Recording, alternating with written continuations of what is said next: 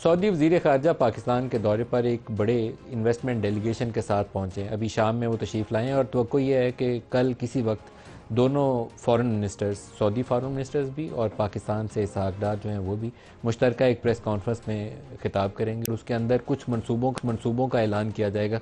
वैसे पाकिस्तान और सऊदी अरब में पिछले कई सालों से एक रिवाज मौजूद है कि बड़ी बड़ी सरमायाकारी के मनसूबों का ऐलान हो जाता है, लेकिन वो मटीरियलाइज़ नहीं करते।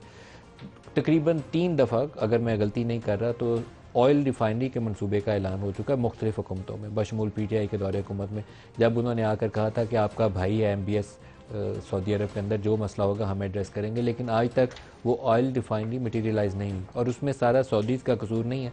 हमारे अपने हालात इस काबिल नहीं है कि हम किसी से जाके सरमायाकारी की बात करें। मुल्क के अंदर एक अफरा तफरी है, सियासी फ़िज़ा भी ऐसी नहीं है और इक़्तिसादी सूरत हाल भी ऐसी नहीं है।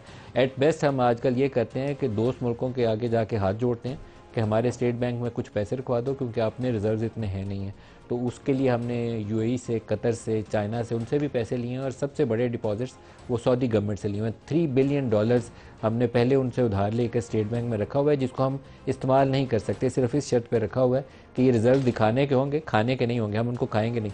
अब उसके अंदर उन्होंने $2 अरब मज़ीद इजाफा कर दिया, $5 अरब, बड़ी लार्ज अमाउंट है और बड़ी जनरसली वो इस मामले में सऊदी हुकूमत पाकिस्तान की मदद करती है। माजी में वो उधार के ऊपर पाकिस्तान को तेल भी देते रहे, डेफर्ड पेमेंट्स के ऊपर, मौखर अदायगी के ऊपर। तेल आज हम ले लेते हैं, 1 साल के बाद उनको पैसे देते हैं।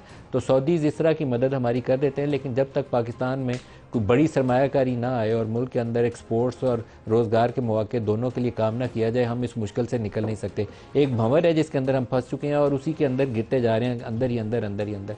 इस वक्त सूरत हाल ये है कि सालाना बुनियादों पर पाकिस्तान को $25 से $30 अरब चाहिए, और अगर कोई बड़ी सरमायाकारी अगले 5 से 6 साल पाकिस्तान में नहीं आती, तो इस वक्त सूरत हाल हमारी ये है कि हमारी जो ओवरऑल ग्रोथ रेट है वो 1 से 2% है। ऑन एवरेज इस साल भी जो तवक्को ये है कि 1.8% पे हम ग्रो करेंगे, और पाकिस्तान की जो पॉपुलेशन ग्रोथ रेट है वो 2.5 से 3% है। तो हम इसका मतलब ये है कि मुल्क में ज़्यादा बेरोज़गार पैदा कर रहे हैं, मुल्क में ज़्यादा गरीब पैदा कर रहे हैं। एक आम तवक्को ये है कि इस साल, रवां साल के आखिर तक मुल्क में जो गरीब लोग हैं, जो खते गुर्बत से नीचे ज़िंदगी बसर करेंगे, उनमें 1 करोड़ अफराद का इजाफा हो जाएगा। 9 करोड़ अभी हैं, 30 जून 2024 तक ये तादाद बढ़कर जो है 10 करोड़ हो जाएगी।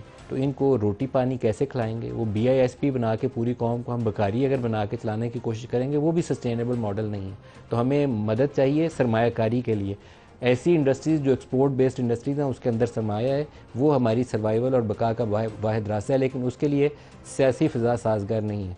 पिछले 5-6 सालों से माहौल ऐसा है कि PTI की हुकूमत थी तो उस वक्त नून लीग के सारे बंदे और पीपल्स पार्टी के उठा के जेलों में डाले जाते थे। अब पिछले 2 साल से वही तलवार पाकिस्तान तहरीक इंसाफ के सर के ऊपर लटक रही है, और इमरान खान समेत PTI की बड़ी क़यादत का हिस्सा जेलों में रहा है या रुपोश रहा है। इलेक्शंस के बाद वापस आए भी हैं, तो जिस हालों में वापस आए हैं हमारे सामने, पूरी पार्टी को हमने तितर बितर कर दिया। तो इस तरीके से हम पाकिस्तान को आगे नहीं बढ़ा पाएंगे। एक ब्रॉडर पॉलिटिकल कंसेंसस चाहिए, सियासी फ़िज़ा ऐसी चाहिए जिसमें मुल्की मुफाद के अंदर कोई मनसूबा सामने आता है तो हुकूमत भी और अपोजिशन भी मिलकर जोर लगाएं कि पाकिस्तान को आगे लेकर जाना है, इसमें पाकिस्तान का मुफाद है। अपनी सियासत खेलें, लेकिन पाकिस्तान से कोई ना खेले। इस वक्त हम पाकिस्तान से खेल रहे हैं, मालूम नहीं उसका अंजाम क्या होगा, क्योंकि अगर इसका किसी एक को भी एहसास होता, फ्रीक को, तो उसका रास्ता निकालने की कोशिश करता।